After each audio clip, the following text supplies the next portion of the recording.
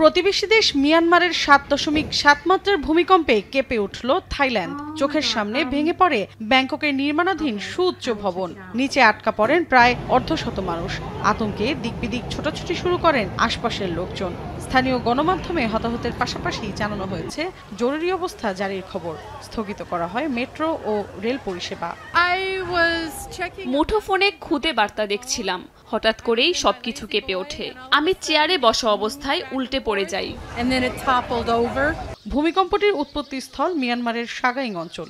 দেশটিতে 12 মিনিটের ব্যবধানে দ্বিতীয় দফায় অনুভূত হয় 6.4 মাত্রার কম্পন। মার্কিন ভূতাত্ত্বিক জরিপ সংস্থা USGS এর তথ্য অনুযায়ী রাজধানী নেইপিদো থেকে 250 কিলোমিটার দূরের শহরটিতে কম্পনটির উৎপত্তি হয় মাটির 10 কিলোমিটার গভীরে। এতে বেশ কয়েকজনের প্রাণহানির খবর পাওয়া গেছে। ভেঙে পড়েছে কয়েকটি শহরের রাস্তাঘাট, ধসে পড়েছে বিভিন্ন স্থাপনা।